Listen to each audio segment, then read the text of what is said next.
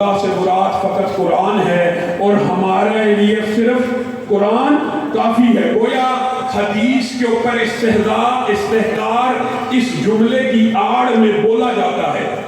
ایک بات آج آپ نے یاد رکھنی ہے اور نقطے کی ہمیشہ کے لیے سمجھنی ہے کہ قرآن و حدیث کے مجموعے سے ہمیں یہ بات پتہ چلتی ہے کہ کتاب اللہ سے مراد کبھی صرف قرآن ہوتا ہے، کتاب اللہ سے مراد کبھی قرآن اور حدیث ہوتا ہے، اور کتاب اللہ سے مراد کبھی صرف اور صرف حدیث بھی ہوتی ہے۔ جی ہاں، یہ اچنبے کی بات، یہ مشکل بات شاید معاشرے میں عام نہیں ہے۔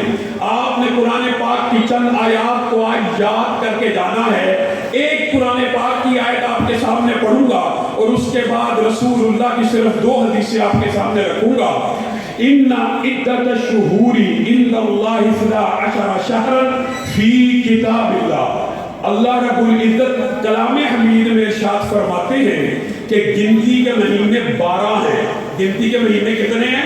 12 ہیں۔ کہاں پہ ہیں؟ فی کتاب اللہ۔ کہاں پہ ہیں؟ کتاب اللہ میں ہیں۔ اب آپ غامدی صاحب کے پاس چلے جائیے اور سارے کے سارے آج جو انکار حدیث کے 36 سے زائد گروہ بنے ہوئے ہیں، یاسین ہدر کے پاس چلے جائیے، انکار حدیث کے تمام پرویزی، چپڑالوی، خسروی، شیخی، یہ سارے کے سارے گروہوں کے پاس چلے جائیے۔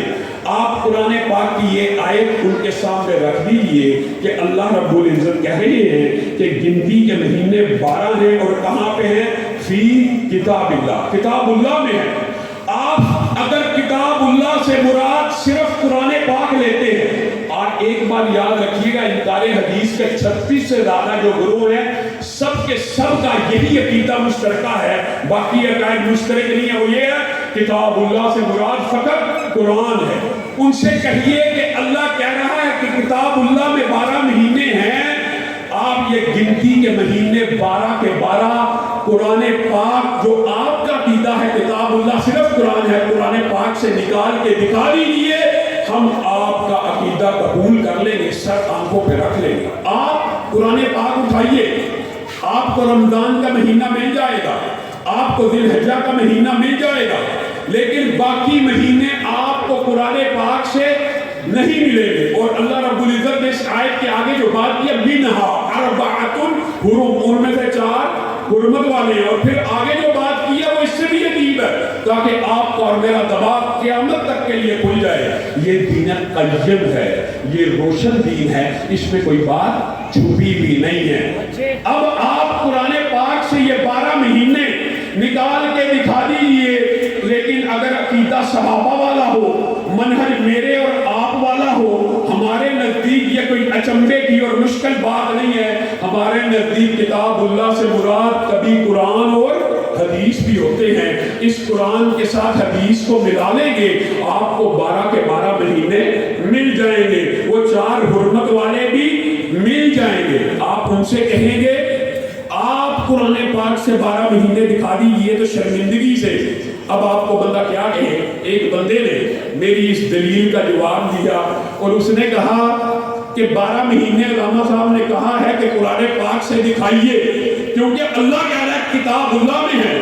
تو ہم ان کو جواب دیتے ہیں اگرچہ یہ مہینے قرآن پاک سے تو نہیں ملے، لیکن تاریخ سے مل جائیں گے۔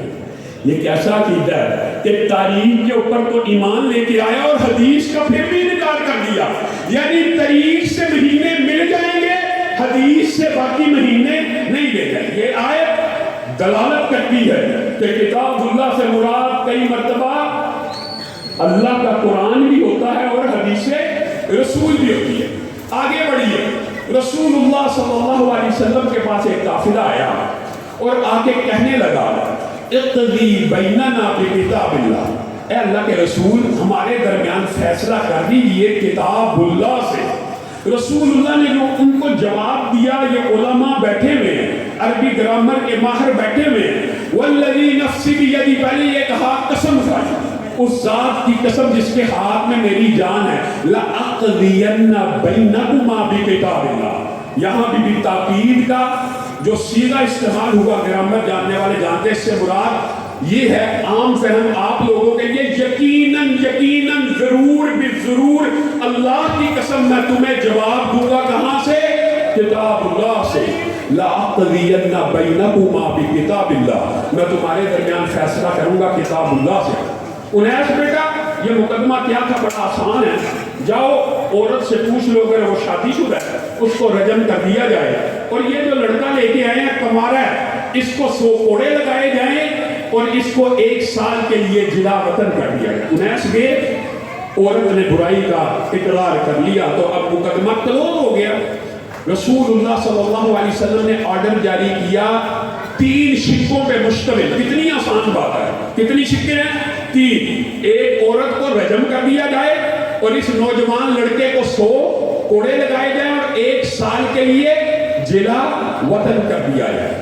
اب انکار حدیث کرنے والے یا تو سامنے آئیں اور آ کر کہیں کہ بے شک رسول اللہ نے قسم تو کھائی تھی میں کتاب اللہ سے فیصلہ کروں گا, اور رسول اللہ نے قسم کھا کے کہا تھا میں کتاب اللہ سے فیصلہ کروں گا, اور کتاب اللہ سے مراد اگر صرف قرآن ہے جب فیصلہ کیا تو کتاب اللہ سے باہر کر دیا. کیوں یہ بات کیوں کہہ رہا ہوں؟ اس لیے کہ اس فیصلے کی جو 3 شکیں ہیں ان میں سے آپ کو 1 شک تو قرآن پاک سے مل جائے گی 100 کوڑے لگانے والی, لیکن جلا وطن کی شک قرآن پاک میں نہیں ملے گی, اور رجم کی شک قرآن پاک میں نہیں ملے گی. لیکن اگر قرآن کو حدیث سے ملا دیا جائے, جو میرا اور آپ کا عقیدہ ہے کہ کتاب اللہ قرآن و حدیث کے مجموعے کا نام بھی ہوتا ہے, اور حقیقت میں وہی جو ہم کہتے ہیں رسول اللہ پہ جو آئی ہے وہ کتاب اللہ ہے, وہ بھی اللہ کی مقرر کرتا ہے, وہ بھی اللہ کی فرض کرتا ہی ہے.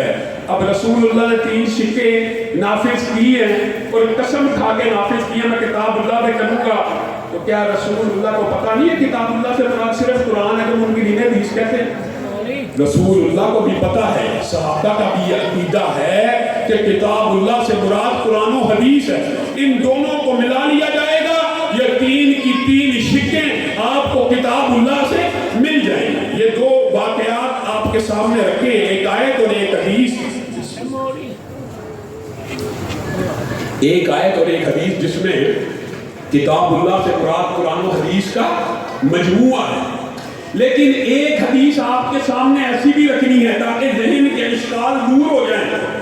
کہیں پہ کتاب اللہ سے مراد صرف قرآن, کہیں پہ کتاب اللہ سے مراد قرآن و حدیث کا مجموعہ, اور ہاں کہیں پہ کتاب اللہ سے مراد صرف رسول اللہ صلی اللہ علیہ وسلم کی حدیث بھی ہے. وہ کیا ہے؟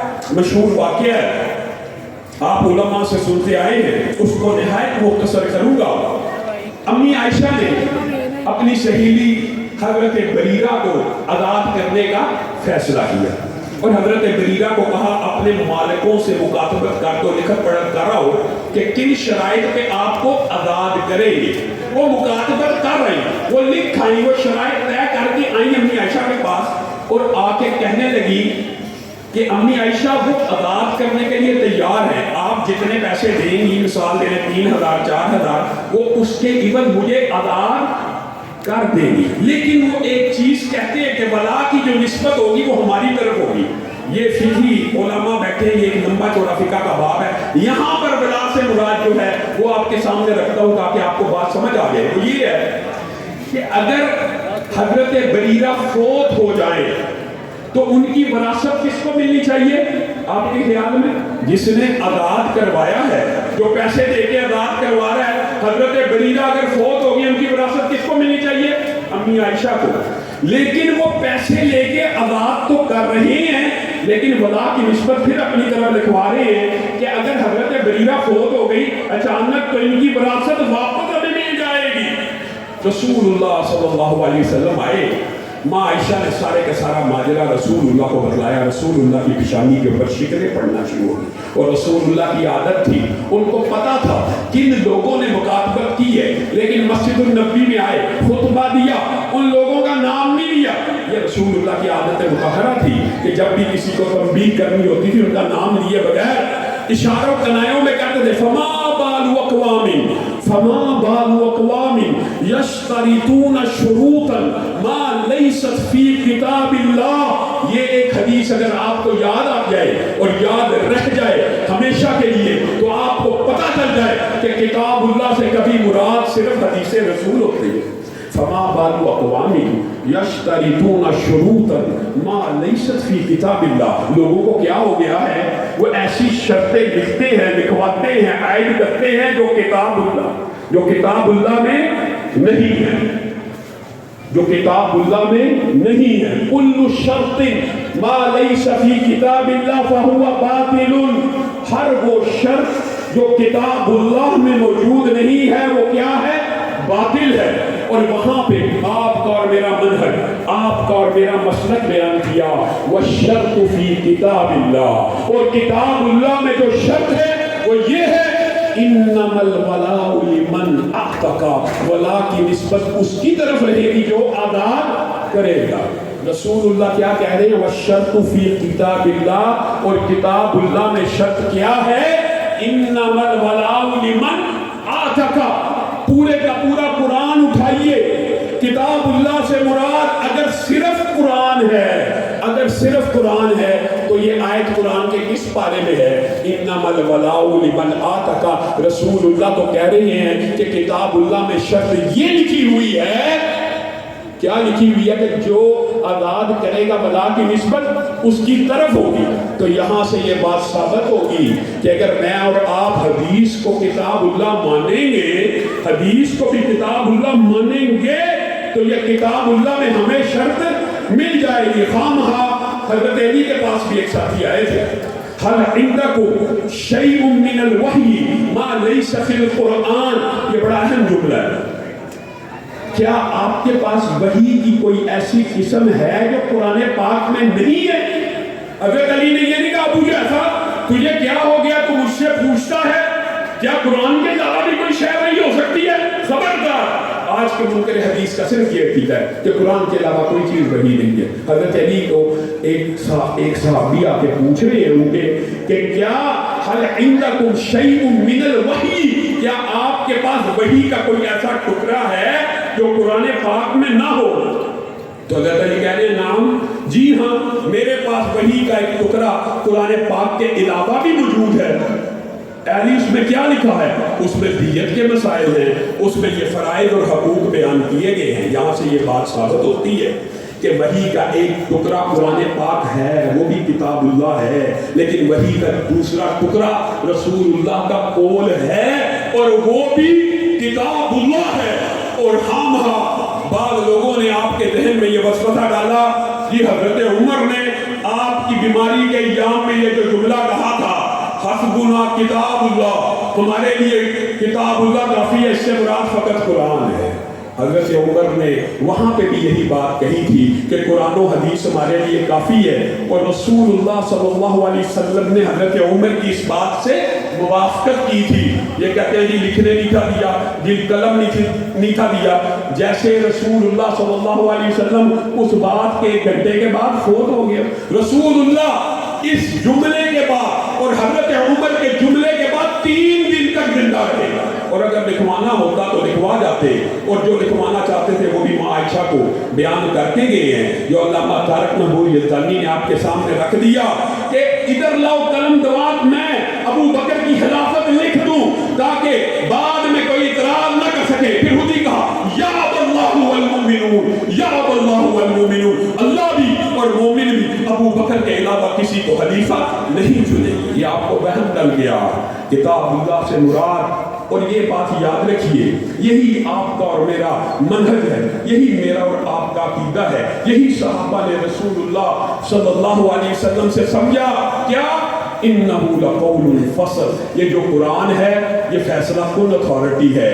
اور دوسری بات وہ جو بخاری کی محدثین آپ کو سناتے رہتے ہیں محمد فرق بین الناس، رسول اللہ صلی اللہ علیہ وسلم فرق کرنے والے ہیں حق اور باطل کے درمیان، اچھے اور برے کے درمیان، سچ اور جھوٹ کے درمیان.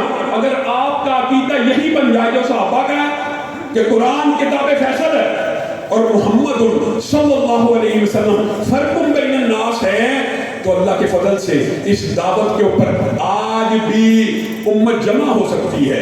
ایک دو واقعات حضرت عمر کے حوالے سے ضرور ذہن نشین کر لیجئے۔ آج کہا جاتا ہے فلاں کی بھی بات مان لی جائے، فلاں کی بھی بات مان لی جائے، دونوں اپنی اپنی جگہ پہ رائٹ ہیں، اس کی بھی مان لو، یار اختلاف نہ کرو، یار آپ کی مہربانی لڑائی نہ کرو، اس کی بھی مان لو، اس کی بھی مان لو۔ اللہ کی قسم یہ صحابہ کا منہج نہیں تھا۔ صحابہ کی زندگی میں جب بھی اختلاف ہوا، دو آراء آئیں، اس بات کا اقرار کرتے ہیں کہ تفہیم میں فرق آیا، صحابہ کے ایک گروہ نے یہ کہا، دوسرے نے یہ کہا، تو کیا درمیان میں کوئی گروہ ایسا بھی تھا کہ دونوں کی مان لی جائے؟ نہیں، جب بھی اختلاف ہوا تو اس کو قرآن پہ پیش کیا گیا، حدیث پہ پیش کیا گیا، اور ان دونوں میں سے کس کی بات کو مانا گیا؟ ایک کی بات کو مانا گیا، ایک کی بات کو مانا گیا۔ اگر آپ یہ فلسفہ لے کر یہاں سے جائیں گے، دو باتیں آپ کو کسی حوالے سے مل گئی ہیں، ان میں سے ایک کو اختیار کرنا ہے۔ اللہ کی قسم یہی منہج صحابہ ہے، یہی سچا اور سچا دین ہے، یہ نہیں دونوں کی مان لی جائے۔ عوف بن مالک ہے، کدھر بیٹھے ہوئے ہیں؟ مصر میں۔